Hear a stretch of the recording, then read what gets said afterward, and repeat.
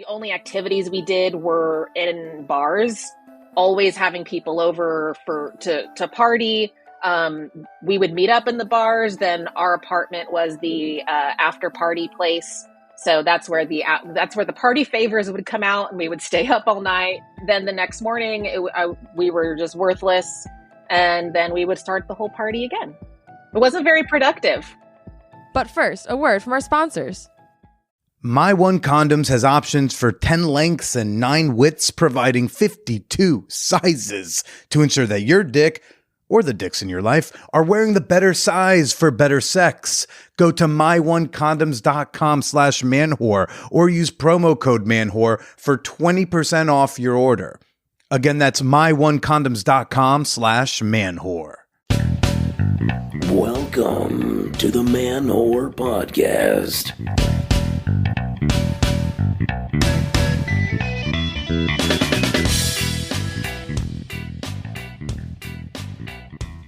Shout out to the sober sluts, to the clear-headed cucks, and to all the wangs on the wagon. This is Billy Procida, and you're listening to the Man-Whore Podcast. Welcome to my weekly series of sex-positive conversations. Been coming at you every Wednesday for over 9 years. And this week on the podcast, I have got on author and sober sexpert Tawny Lara. Her new book, Dry Humping, is just dropped this week. You can pick that up in the link in the show notes, playfully referred to as the schnotes here on the show. We got a great conversation coming to you soon about sobriety, about mindful sexuality, about dry dating, getting married and being bi, and more. Before I get to my guest this week, Tawny Lara, let's do a quick fan horror appreciation moment. This is the part of the podcast where I like to give a shout out to the members of my fan horror community on Patreon. Thank you for supporting the podcast, not only with your downloads, but also with your dollars. Right now, I want to say a big thank you to Dylan Moraes, or Dylan, if instead we should say... Bedankt dat je een sexy supporter bent. Yeah, bedankt dat je een sexy supporter bent. Yeah, thank that thing. You know what I said, I think. Appreciate it. And a shout out to Kelsey Osler, coming from a place of abundance. I love it when we come...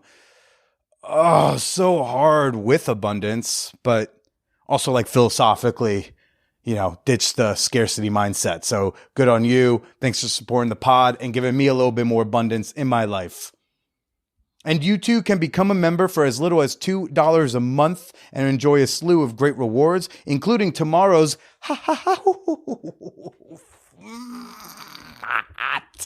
movie night. We'll be watching Taboo 2 starring Kay Parker. That's going to be at 9:15 p.m. Eastern Time in the Champagne Room, our Discord server, patrons only. And I probably shouldn't even tell you this. I sent out an email blast last week, but look, there is right now, you can get a 7-day free trial of the Patreon experience, which means you can come to Hot Movie Night tomorrow for free. Go to patreon.com/manwhorepodcast or download the Patreon app and find me on there. You can sign up for a 7-day free trial. Join us for a hot movie night. Check out some bonus episodes. The free trial offer will expire after Hot Movie Night tomorrow night. Get on it soon. My guest this week, Tawny Lara. She's got a new book out now. It's called Dry Humping, a guide to dating, relating, and hooking up without the booze. Tawny is a leading voice in the sober sexuality space. She has an advice column. She does a lot of writing about sober sexuality. She has her own podcast called Recovery Rocks, mixing recovery talk with rock and roll. And, I don't know what else to say here. I'm not one for big, lavish intros usually. I'm just going to kind of be like, yo, let's go enjoy my conversation with Tawny Lara. The Man-Whore Podcast is sponsored by Beducated, the one-stop shop for all things sex ed. Look, one thing I've sometimes been self-conscious about was my stamina, how long I'm lasting in bed. When I'm fucking, I want to, if I like something, I like to do it for a long period of time. If I love a video game, I'm going to accidentally play it for 5 hours. That's my story of my first time playing Candy Crush. So yeah, when I like sex, I like to keep doing sex. And I tried looking up, some of these like premature ejaculation, these delayed ejaculation courses online. They would run like, I'm not kidding you, like $400. I found one that was $600 to learn how to last longer in bed. You know, at beducated.com, I can get 50% off an annual membership, and I can take their ejaculation control course as well as over 100 other courses for like not even remotely close to the cost of that one educator's class. Beducated offers courses on dating, gender, confidence, sex positions, BDSM, anal sex, and more. Click the link in the schnotes or use promo code manwhore at beducated.com. Click the link in the schnotes, get 50% off an annual membership, and better your sex life today. Beducated. It's like educated, but with a B. For bedroom stuff, and sometimes in the bathroom stuff if you're feeling wild and crazy and the shower's on and you're like, ooh, hey, you're kind of wet, you want to get on in here with me? And I haven't looked, but I bet you Beducated has a how to have safe shower sex course too, and if not, I'm going to recommend that they get that up there. Okay, beducated.com, click the link top of the schnotes. Do you bang dudes with dicks? Then you're going to relate to this one. Okay, you've invited someone home, things are getting hot and heavy, you're getting undressed, and then you're grabbing that hard dick, and then you say, fuck, baby, you got a condom? And he's all like, I totally forgot to get them. That's my, but like can we still? And then you go, don't worry, I got condoms. And before you even open the drawer to your nightstand, he's already saying, well, it's just the condoms, they don't fit me. It just doesn't. You think we could like just skip and still, hey, could we, And that's where my sponsor this week, My One Condoms, comes in, because you're going to go in about 20 to 120 seconds from now, you're going to go to myonecondoms.com/manwhore. You're going to pick up some sampler packs, because My One Condoms offers 52 distinct condom sizes with 10 lengths and 9 widths. He is not going to be able to pull any bullshit about, but condoms, this don't fit me. We will try each and every one on until we find one that does. No more excuses for not wearing it because it just, I don't know, they don't feel right. They didn't feel right because they didn't fit right, because you didn't have the right size. A better fit equals better sex, and you can get 20% off your sampler packs at myonecondoms.com/manwhore.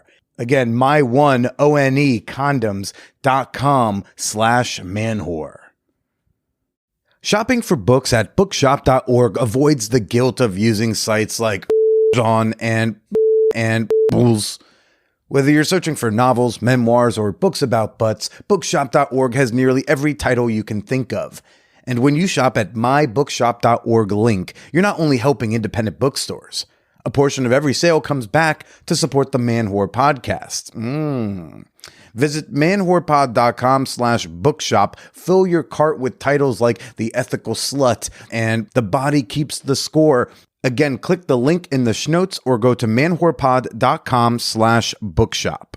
The whole let's grab a drink is the most basic, simple first date idea, right? And I mean, I'm not knocking it. I'm challenging people to be a little bit more creative, think outside the box, and, not rely so much on liquid courage to calm your nerves, and give sober dating or dry dating a shot. Yeah, but like I also don't feel like a need to have like a word like a sober curious for it. I mean, unless that's just a fun SEO term. Totally. And, sober curious may not apply to you. There's also some people are just normies. Some people just don't drink. Or some people just either they don't drink or they can take alcohol or leave it. I was never like that. I drank until I blacked out. Mm-hmm. And, what was really interesting to me while researching this book was how many quote unquote normies were interested in this conversation. Like, people who still drink alcohol were interested in drinking less on dates, drinking less with their partners. And yeah, that really, really shocked me. Yeah, I never really was one to want to mix my vices with my dates. Gambling, weed, very dangerous things for me to mix with my dating, because I'm not going to be a good date. Like if I took a chick to the casino, I'm nervous. I'm going to like zone her out if I'm down. If I'm down, it's like, no, we can't go get food. Okay, we're stuck and we stay here till we get it back or lose it all. Or if it's weed, I just get like useless. I love that perspective actually, and I'm glad that you're equating alcohol use with these other substances, because I don't think a lot of people get that. We all have our vices, alcohol abuse, gambling, weed, shopping addiction, eating disorders. All this stuff is. Oh my gosh, shopping addict. That sounds like a terrible date. Oh, you just want to like go to the mall and then like watch her just break down. I'm carrying bags I don't know if she can afford. That it's just the idea of like mixing your vices and your dating life. I don't want you to see that part of me. Yeah. Oh, you want to play poker? No, I don't want you to see me when I'm losing at poker. I don't want you to see what that can be. It's ugly. At least let's wait until we've been together for 6 months, then you can see what it's like. Yeah. Or if I see that you can be ugly when you're gambling, maybe we can be ugly gamblers together. So that's called trauma bonding, and I do not recommend that. Yeah, especially if it's gambling. Man, like, yeah, we'll be a cute couple on the road panhandling for slot machine money. It's yeah, that doesn't sound like the healthiest relationship, not gonna lie. I bet not. You know, I mean, I assume, have you dated other alcoholics? I have, yeah. When I first quit drinking, I dated people who drank occasionally. But I met my partner, or now we just got engaged. Fiance. My fiance. I'm still learning to use the word fiance. We got engaged 2 weeks ago. He's also in recovery. So I'm so glad that we share that, because it really is, it's like we speak the same language. Mm-hmm. When you were still drinking and blacking out and such, have you had relationships with people who also drank like that? Oh my God, 100%. That's what all of my relationships were. I mean, I was a bartender party girl. So my relationships began in bars. Like they were either regulars, they were people. I was either behind the bar or getting served at the bar or dancing on the bar, to be completely honest. So I met my friends, my partners, my sexual partners, everyone I met in the bar. And all of those drunken relationships were very toxic, very unhealthy.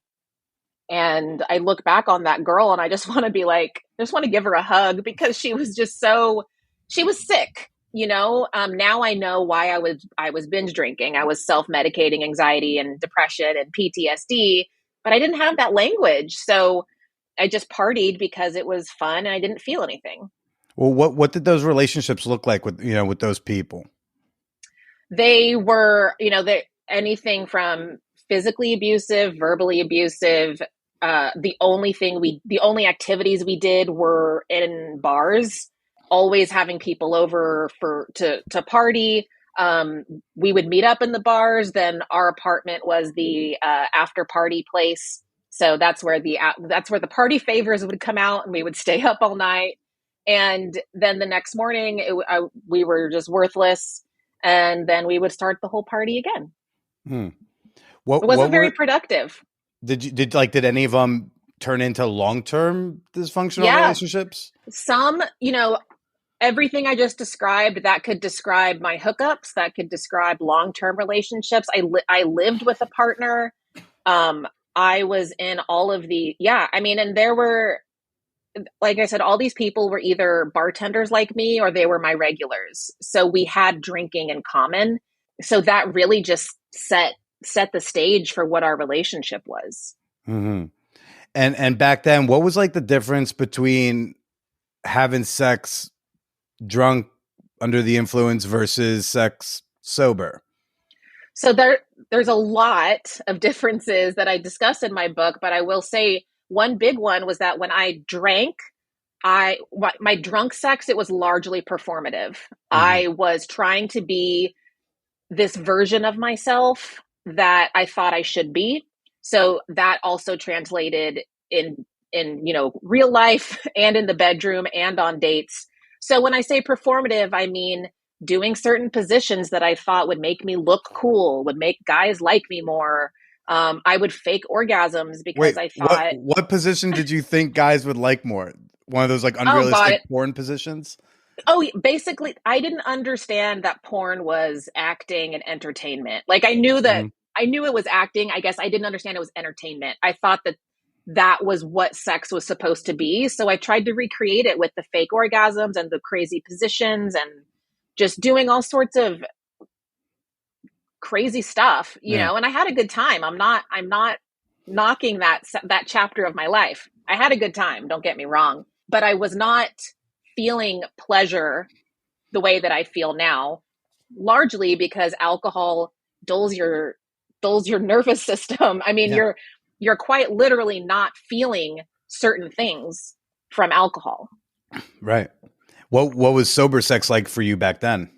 At first it was terrifying, to be completely honest. At first I was like, I don't know what the fuck to do. I don't know how to date, let alone have sex. Like, I don't know how to do any of this. So I will say I spent a significant amount of time single in my early sobriety, really working on myself, getting to know myself.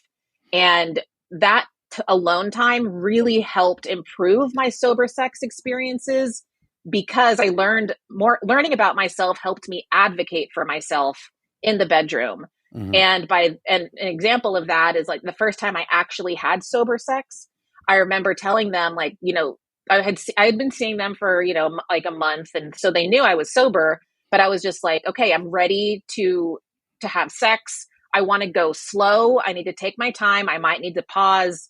I don't know what this is going to be like, but I'm really nervous. And they were just like, totally understandable. Don't worry about it. And I felt really supported. I felt seen and heard and respected, which are three words I would have never used for my drunk sex. Yeah.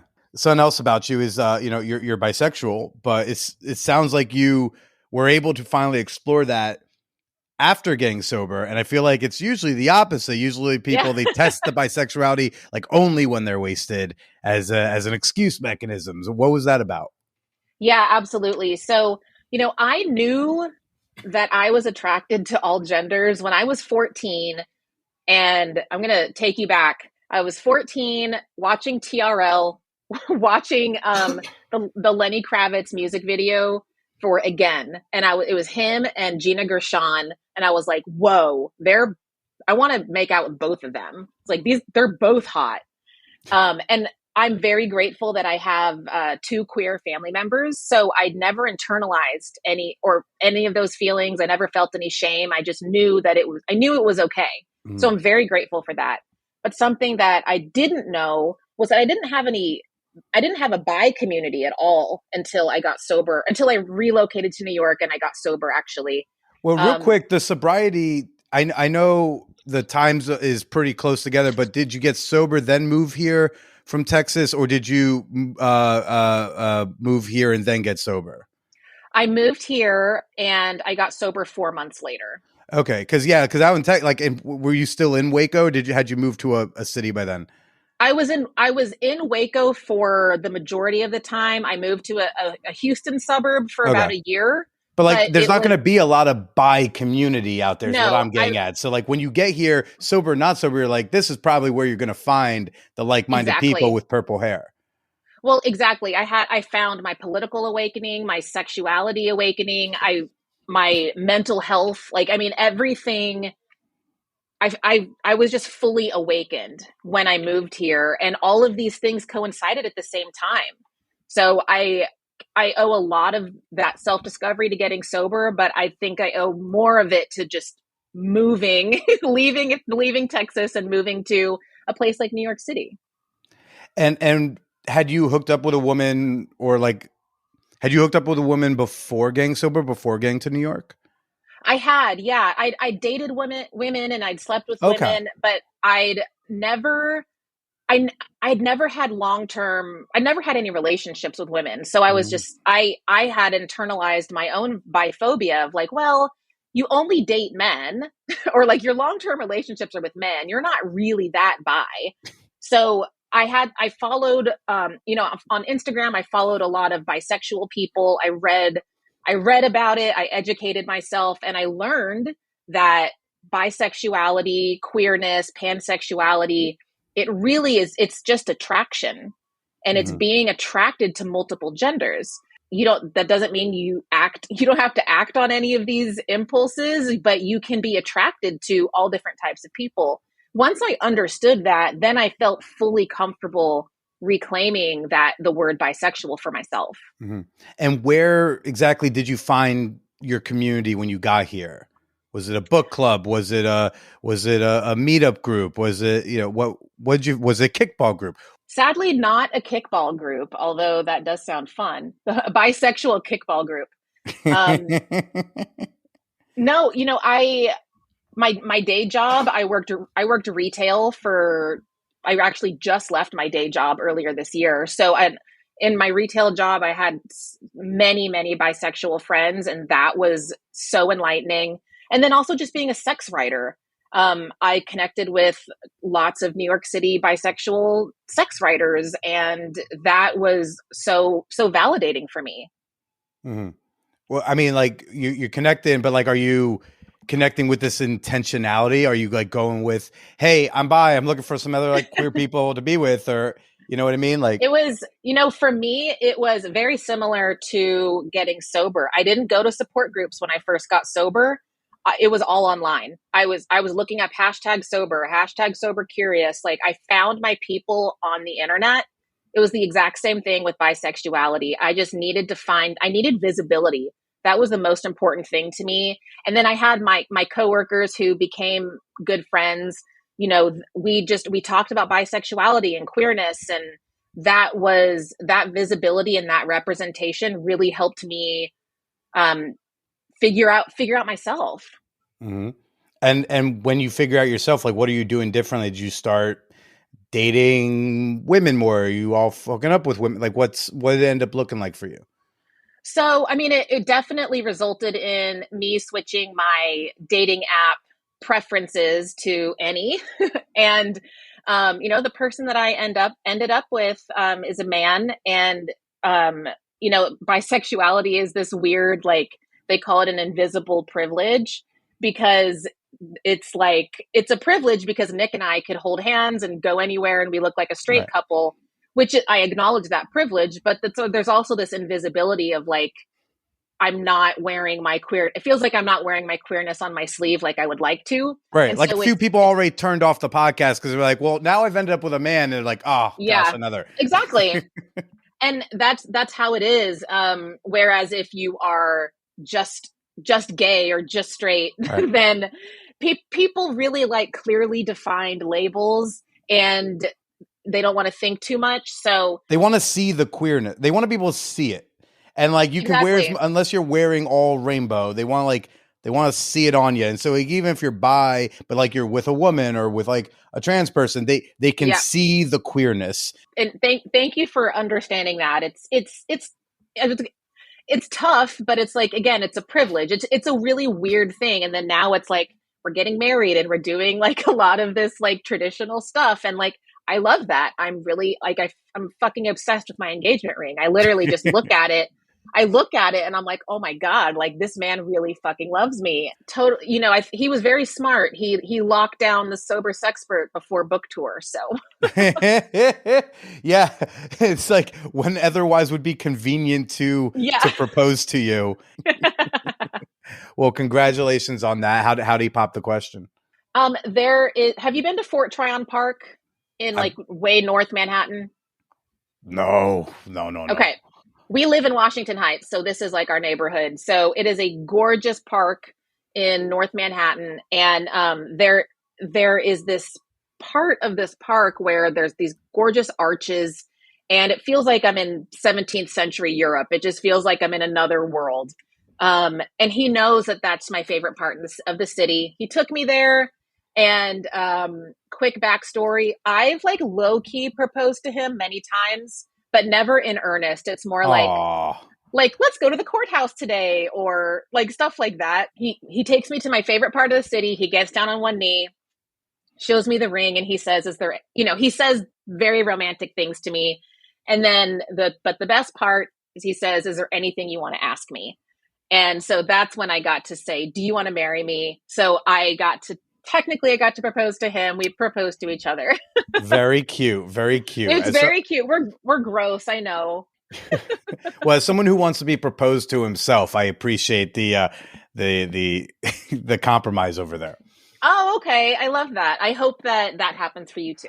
Yeah, but if my future wife is listening, high stakes. No, don't pass it off like you were kidding. I want something YouTube worthy. I want something that goes viral because I want choreography. Okay. That's what I want. And some gambling. No. That'd be bad. If it's, gosh, I hope that whoever I'm with, I won't need to do that. That's my own. It's the problem is I've gone to GA a few times, and I know you're not like going to the groups person. What I didn't like is that, but I couldn't talk outside of my share unless I've got like a year under my belt. Also, they call it abstinence. And as a guy who talks about sex for a living, I don't know, being like, I'm this many months abstinent. No, thank you. That is not a hot way. Also, the tension at a Gamblers Anonymous meeting, it feels like a poker game could break out at any minute. Oh my God. I never thought of that. That makes sense. Sometimes there's a silence and you look around and it's like if one person just be like, I got cards, I feel like it would break. I feel like we'd all... And then I think about what the Sex Addicts Anonymous meeting must be like. Yeah. And I've been to a few of those, but I've only done virtual for that exact reason. Like as a bisexual woman with sex and love addiction issues, an SLAA meeting is the last place that I need to be. Mm-hmm. I didn't realize that you had SLAA issues. What was that about? Yeah. When I got sober, I really took a hard look at my relationship with alcohol, but also my relationship with relationships. I relied on people for external validation. This is where a lot of that performance comes in, where I was trying to be this different version of myself instead of taking care of myself. I was always trying to please others. I would just be obsessed. I would obsess over these people. And a friend of mine is a sex addict in recovery, and she likes to say, some people snort cocaine. I like to snort people. And that's definitely, I related to that hardcore. Mm-hmm. Mm-hmm. And how was that process for you? You said you did it over Zoom, so it sounds like maybe it was a COVID era thing. Yeah, I did a lot of Zoom meetings, and I also just read a lot of memoirs, women struggling with sex and love addiction, and women just having unhealthy relationships with sex. I know like in our sex writer, sex educator world, there's some issues with the term sex addict, because sex addiction is not recognized in the DSM. So I want to acknowledge that. So maybe it's just a semantics thing here, but whether it's sex addict or not, I had compulsive issues with sex and love that were problematic and caused me to just just put me in a horrible state of mind. What are one or two instances that made you realize that? When I really reflecting on my drunken relationships, like just if someone didn't answer my phone calls, just like showing up at their house, banging on the door, sobbing, crying. You did that? Scene. Oh my God. Yes. Well, I mean, what is it like in the moment? What do you think you're doing when you do that? Like, what's the justification going on in your head? Well, for me, I mean, now after years of recovery and therapy, I can look at it from a distance and I know what was going on. Daddy issues, mommy issues, abandonment issues, inability to trust other people with my heart, as corny as that sounds. Sure. So that when I was, 25 and binge drinking and doing drugs and just hooking up with anyone who gave me attention, I had no idea how to handle all of these really uncomfortable feelings and undiagnosed mental health issues. Mm-hmm. But that's, in retrospect, in the moment, like, can you still remember like where you're at, in those moments where you decide like, he didn't answer my text, I'm going to go to his house, or I'm going to go to his apartment. What in the moment is going through that? Just so if someone's listening, maybe it's something they can catch and recognize in the moment. Absolutely. I mean, it's kind of like we said earlier, it's control. It was, codependency is also something that I struggle with. I felt like I needed to control all these people that I was with.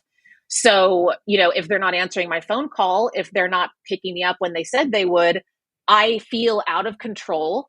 So going somewhere and causing a scene is inappropriate and dramatic, but at least it's something I can control. It's something I'm doing. And because Yeah. I need resolution right now. I don't care if you need time. I'm thinking no, but I need right now, I need the resolution or I just can't exist. Exactly. That's exactly it. And I still have those impulses today. And my fiance and I, we still work through them where, he'll lovingly remind me, like, I can take care of myself. Like, do you, I'm okay. You don't need to control me. And he's very patient with me. And we're both in therapy and we both have our own recovery program. So that's what I mean when I say we speak the same language.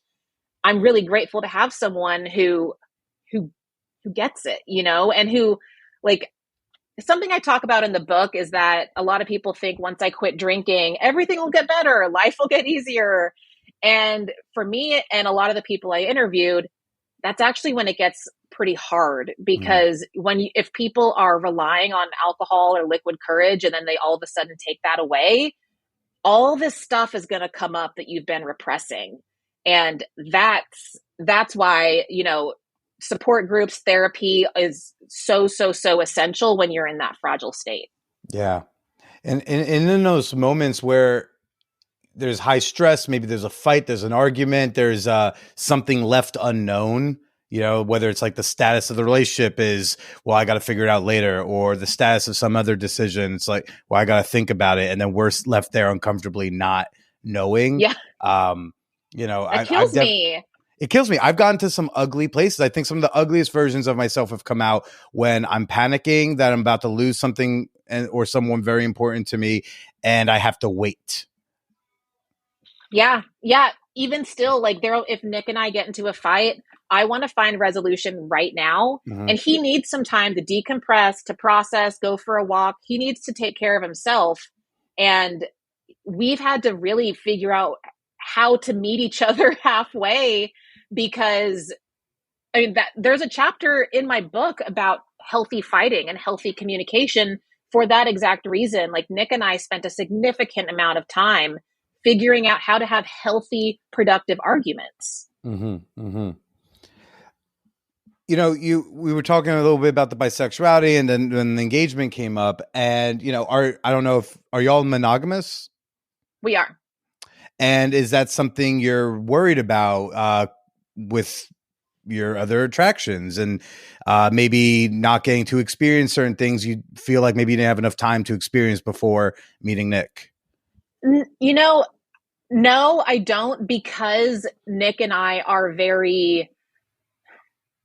we're monogamous, but we're also very aware that we are sexual beings. And if we do become attracted to someone else, we'll talk about it. We'll address it. We'll take that next step. But for right now, where we are, we're very happy with it being just us. And who knows what our future holds. But I know that what Tawny's saying is we're open to threesomes, but we're not doing anything about it right now. We're just enjoying ourselves. Basically, if you want to have sex with us, please DM me, is what I'm saying. How long have you been with Nick? 5 years. You got sober 8-ish years ago? Yeah, November will be 8 years. Yeah. And so when you met Nick and you started dating him, seriously, and you locked that down, I mean, was there any panic about, I didn't eat enough box yet though? It's funny, and that's still a recurring joke with us. I was like, I just switched my dating profiles to men and women, and then I find you. So what does that mean? So, right. Again, it's the type of thing where we joke about it and we talk about it, but it's if I really find that that's something that I need to do, we'll figure it out. We'll find a way to make it work. We're not worried about that. And I think that more monogamous couples could benefit from having that perspective of, instead of monogamy or bust, just right. Acknowledging there's some gray area, there's nuance. I think if more people in general just acknowledged nuance and gray areas, that would be, I think they'd just be happier. Yeah. I'm of the mindset that like more people, I believe in more people calling themselves non-monogamous than the amount of people who identify that way, in as much as like, yeah, you're monogamous, but do you like once or twice a year have a threesome? Do you have a thing where like, I mean, I'm not going to freak out if you make out with someone on the dance floor. Guess what? You're non-monogamous. You're in the camp, you're in the club. Doesn't matter how often you indulge in it. If you do, you're in this too. I do view it as a binary. You are or are not. Well, that's fair. But, when I talk to some of my friends from back home or anyone who doesn't live in our very sexual New York City circle, Yeah. and I find out like, oh, so-and-so cheated on so-and-so. I'm just like, God, people are still doing that. Like, that there's like, you can be in relationships where everyone is happy and fulfilled and there's no secrets or lies. And you can just openly talk about this, right? Like infidelity just feels so antiquated to me. Yeah. At this point in life. It's like, yeah, like you could just change the rules a little bit and probably do fine. Were you non-monogamous before when you were drinking, or was that just blacking out? No, I mean, I definitely had a great time in threesomes and doing all sorts of fun stuff. But I was always, for being like the sober sexpert, I just like love being in a monogamous relationship, straight presenting relationship. Missionary position is my favorite position. Love it. And, I'm just like, I love to order other things off the menu at times, of course, but I'm just like, missionary is just so great. Yeah. Monogamy is great for us. and I actually don't even know the origin story of you getting into like, talking about sex so specifically, but I mean, and we can get into that in a bit, but just, do you feel any weirdness about how kind of vanilla normie you might seem based on the current resume or whatever? No. And I think this is going to sound weird. I think maybe some like vanilla normie visibility is important for the sex writer community. Yeah. Like, because people have this idea of sexual liberation, meaning like what we're talking about, making out with strangers on the dance floor, going to orgies, trying all these crazy sex toys. Like, yes, that can absolutely be sexual liberation, but sexual liberation it really just means feeling liberated sexually. Mm-hmm. So like I used to perform all the time in bed, and I don't have to do that anymore. That's my own liberation. So I think it's important for, again, if you could look at sexual liberation as a spectrum instead of just like vanilla or man whore, there's a lot. Weird, like not being super horny. Like I haven't had sex in almost 3 months. Very long time for me. Not for lack of options. I just haven't like really wanted to. And then I'm like, yeah, but I've got this persona, or I viewed this way. But it's like, oh, I also could like not be horny. I'm also not super kinky either, unless like we count anonymous stranger play stuff as kinky, fine. But like I'm not into like BDSM. I don't know how to do ropes and stuff. I also very much enjoy a bunch of variations of missionary, but because I do what I do, because you do for what you do, like there is this, I feel like this perception put upon us. And then I don't know, again, it sounds like you're fine with going against that, but sometimes I do feel a little awkward. Like I'm not living up to something expected of me. I so appreciate you saying that, because I find that validating, because I struggle with that too, where I'm just like, oh, well, I'm a sex writer. I should do this. I should want to do this. I should want to go to that. And I'm just like, but I just don't. Yeah. So it's just, and I think that's okay. In my book, there's a section where I interviewed several asexual people who are sober, and they talked about how when they were drinking, they tried to make themselves like sex. So they would drink and try to quote unquote feel normal in their sexual experiences.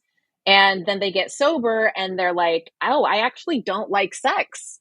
And they come out as asexual. Sure. And that really led to what I'm talking about expanding your definition of sexual liberation.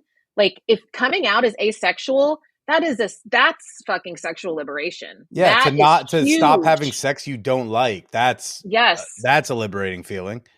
exactly. So it's everyone. I really encourage everyone to just stop trying to be this person that you think you should be, or that the internet thinks you are, and just do whatever the fuck you want to do, as long as it's consensual. What was the most ridiculous thing you used to do performatively in bed? Probably just faking orgasms. I studied porn to do, like, I it was like, I need to perform this, so I just mimicked what I thought I should do, and it was just, I was going to say embarrassing. It wasn't embarrassing. Maybe looking back on it, it was, but it just, these guys had no idea. Mm-hmm. It was just like, wow, they think, and it's funny because I'm like, wow, they think that made me come. And I'm like, well, yeah, because you just faked an orgasm. So they're going to think that. I talk to women, and every woman I know has faked orgasms. And then I talk to men, and they're like, oh, no one's ever faked an orgasm with me. And I'm like, okay, all right, LOL. To you saying like, oh, we're not living up to I do still get nervous if I hook up with someone who knows me mostly. Like, if I hook up with someone who's like listened to the show a bit, I'm like a little nervous because I'm like, oh, I gotta be forget interesting. How about I gotta be good? Mm-hmm. So I'm like nervous I to know. be bad in bed with someone because I'm like, oh shit, I'm supposed to know better or something. But sometimes it doesn't click. Sometimes, like, hey, what you dig and what I'm able to do does not overlap too well. And now we're both wet and sweaty, and no one came. No, that's real. When I was dating, I definitely dealt with that. When people would Google me before we went on a date, they would read some of my articles first, and they would expect a certain version of me, and I did not live up to their expectations. Or a lot of men would be like, "Oh, so are you going to write about this date?" And I'm Ugh. just like, "What do you think this date is noteworthy? Like, do you think there's something that everyone needs to know about that's happening right now?" But yeah, I get it. I get that pressure. I know your book, Dry Humping, which is out now. Congratulations on launch week. Dry Humping, I'm sure, I know you get into a lot of the how-tos, the what do I do ifs. Let's just give them a tease of like when you're first switching from not sober to sober, and you finally realize you're ready to start dating or hooking up again. What are some of your what's 2 or 3 tips you give to just get started? Yeah, absolutely. So the first chapter of my book is called Dating Yourself. Kind of, I mentioned that briefly earlier, where spending time alone to figure out your shit is essential. And I would say, even if you're in a long-term relationship and you get sober, dating yourself is still essential. And I'm not talking about bubble baths and skincare. I'm talking about going to therapy, figuring out your shit, getting creative, doing things that will, like, working on yourself will build what I call intrinsic courage. So you don't have to rely on liquid courage. Mm-hmm. The more time you spend alone, that is going to cultivate this organic confidence. So when you're on a date, when you are having sex sober for the first time, you're not trying to perform. You're not trying to be something else. You're not trying to, you're not reaching for a drink to feel more courageous. You just have more confidence organically because you're talking about these new hobbies that you have. You've identified some of these mental health issues that led to your alcohol abuse, so you're not self-medicating anymore. Like that's what I'm talking about when it comes to dating yourself. I feel like I've been dating myself all year, and I kind of want to leave myself for somebody else, to be honest with you. So they can propose to you. I mean, just because I'm like, I don't think I'm a great. I've been with myself a little too much this year, and just part of me is kind of like, ugh, I want to go find someone fun. Yeah, and so you're ready. Billy's ready, you guys. Am I? Like, I hope so.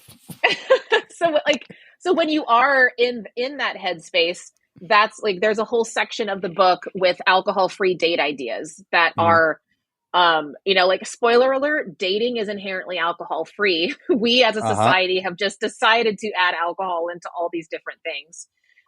So if you're sick of the whole, let's grab a drink, there's literally pages and pages and pages of alcohol free date ideas, whether you are newly sober or sober curious, or you are in a long-term relationship. What if you've been together for 10 years and you guys decide to stop drinking, or one of you stops drinking? So I've really tried to meet people where they are and just remind them that there is a lot of fun to be had without alcohol, even if you still drink. I am not anti-alcohol at all. It's not for me. It was a problem for me. So if you can have a drink every once in a while, great. But like, you don't need a drink to go to the Met. You can just go to the Met. You can just go to the Met, go to a museum. Like, that's really the biggest takeaway of the whole alcohol-free dating section, is doing experiential dates instead. Even just going to get coffee is pretty similar to going to get a drink. You're just staring at each other, talking about stuff. Where if you go to a museum, if you go to a botanical garden, you're observing something external, and that gives you something way more interesting to talk about than where are you from? What do you do for work? Who did you vote for? The amount of axe throwing places in New York City that you can go to and throw a fucking axe together. Yes. Come on now. I mean, it's New York. Like, there's so much to do here. And even just in like, I grew up in Waco, Texas. Like, there was not a whole lot to do, but you go to the zoo, go to the park, go, like, every city will have some sort of museum. Like, just go do something, and your date will probably be a little bit more interesting than just sitting at a coffee shop. Yeah. Or this is a fun one I heard once. I've never done it, but it sounds fun. $10, $20, you go to the dollar store, and then you see what each other rounds up.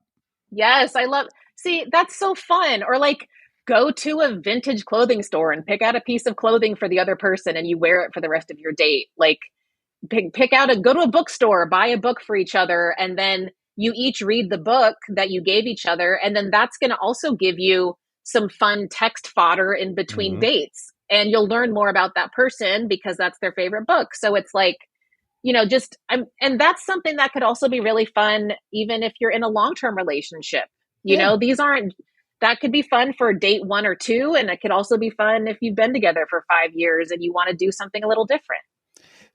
Sober or not sober, sober curious or not. One thing I think all of us could take away from this message that, you seem to be putting out there with the book is just a mindfulness, whether you've been together a long time or it's new, just being mindful sexually, being mindful, having sex that you want to have, when you want to have it, how you want to have it, dates that are interesting and not rote and not routine, like just keeping things fresh and interesting and just finding ideas for something new, something where you don't have to rely on a substance to get you there. I think that's great.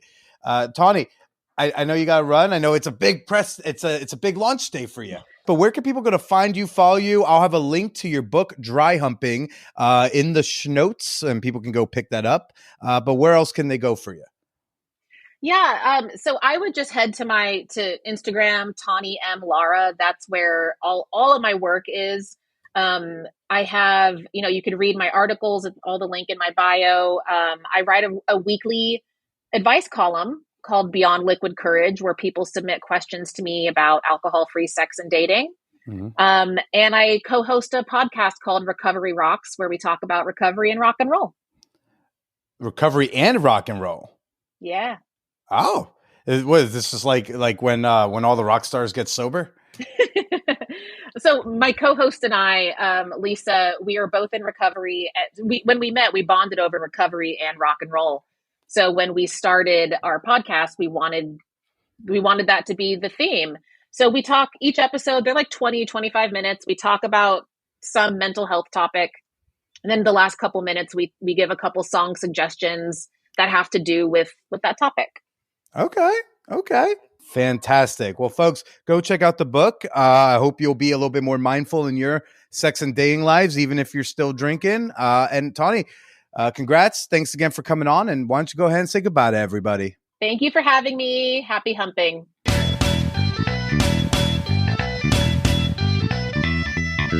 The best place to discuss this week's show is in the episode discussion channel in the Champagne Room. The Champagne Room is our super free, super fun, super sex positive Discord server. If you're new to the pod because you showed up for Tawny, the Champagne Room is not a man whore podcast server, it is a sex positive server. If you have been looking for a community space, if you've been looking for like-minded people to discuss dating, relationships, sexuality, kink, or video games and music and movies, join in any one of the many conversations going on in the Champagne Room at manwhorepod.com/Discord.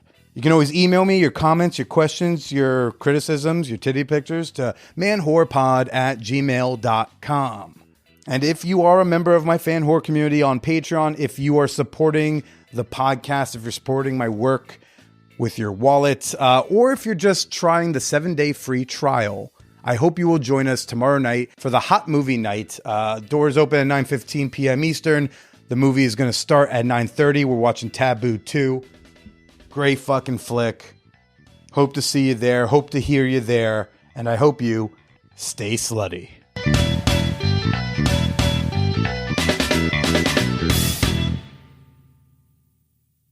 In the arms of the angel. Did you enjoy what you heard? For 7 cents a day, you can feed an indie podcast host. Support the show on Patreon for behind-the-scenes content, bonus episodes, Discord benefits, and the ability to brag at parties about donating to the arts. Join now at patreon.com/manwhorepodcast. You're in the arms of the angel.